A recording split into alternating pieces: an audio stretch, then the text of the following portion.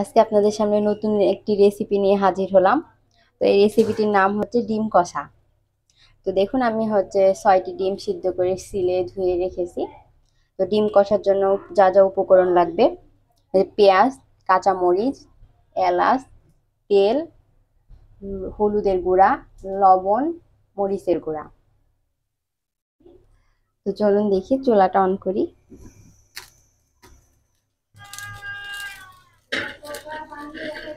এই ডিম কষার জন্য তেমন কোনো মশলার প্রয়োজন হয় না, শুধু এক্সট্রা মশলা হিসেবে এলাচটাই দিলেই হয়। তো এলাচেই সব মশলার স্বাদটা নিয়ে আসে। তো আমরা চুলাটা অন করলাম।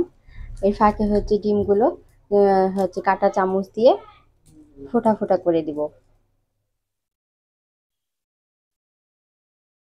কাঁটা চামচ দিয়ে ফোটা করার একটাই কারণ হচ্ছে হচ্ছে তেলে দিলে তেলটা ফুটবে না।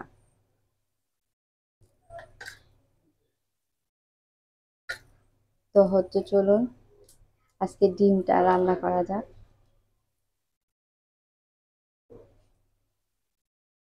হ্যাঁ, এটা হয়ে গেছে। এখন হচ্ছে একটু লবণ আর একটু হলুদ দিয়ে ভেজে নেব। ভালোভাবে লবণ হলুদ দিয়ে মাখিয়ে নেবেন।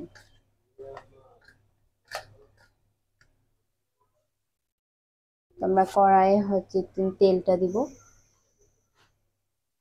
তার আগে দেখবো যেন পানি না থাকে, পানি না থাকে তেলগুলো ছিটকিয়ে পড়বে।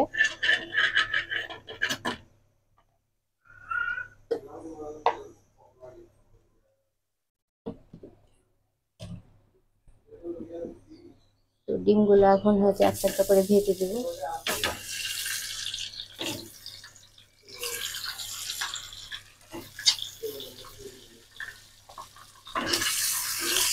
তো ডিমগুলো দেওয়ার পর পর আপনি নাড়তেই থাকবেন। তো বেশি ভাজার দরকার নেই, হালকা ভাজলে বেশি খেতে ভালো লাগে। আর যদি বেশি ভেজে নেন তাহলে চিমড়া হয়ে যাবে।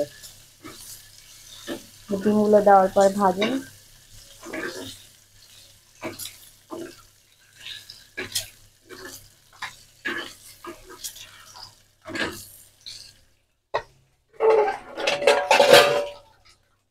একটু ভাজা হয়ে গেছে, আমরা এটা উঠিয়ে নিব।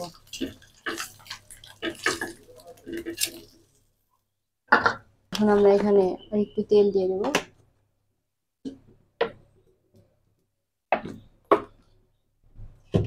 পেঁয়াজ আর মরিচ গুলো ভেজে নেব।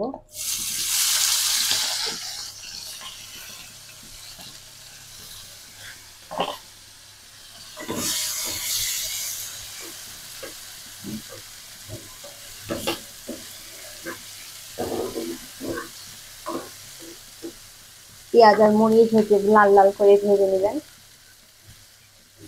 এটা কিন্তু বাটা পেঁয়াজ দিয়ে রান্না করা যায় না, কাটা পেঁয়াজ দিয়ে রান্না করলে বেশি ভালো লাগে। তো আমাদের ভিডিওটি ভালো লাগলে অবশ্যই সাবস্ক্রাইব করবেন, পাশে থাকা বেল আইকনে ক্লিক করবেন। তো আমরা হচ্ছে পেঁয়াজটাকে ভেজে নিই ভালোভাবে।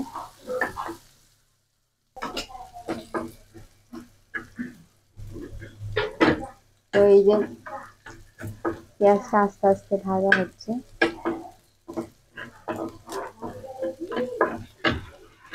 তো দেখুন পেঁয়াজটা প্রায় লাল লাল হয়ে আসছে।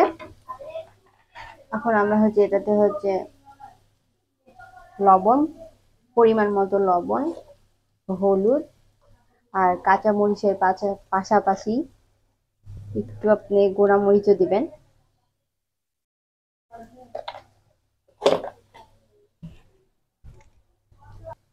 দিয়ে এখন একটু পানি দিব।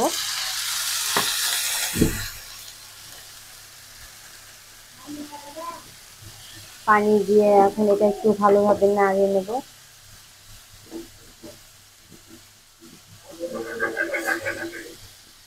তো এলাচটা এখনই দিয়ে দিব।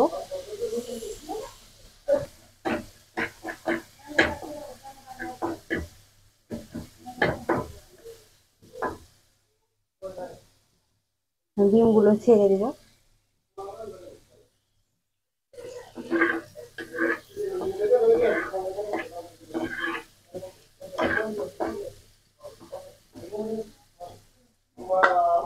এখন আমরা পানি দিয়ে দিব।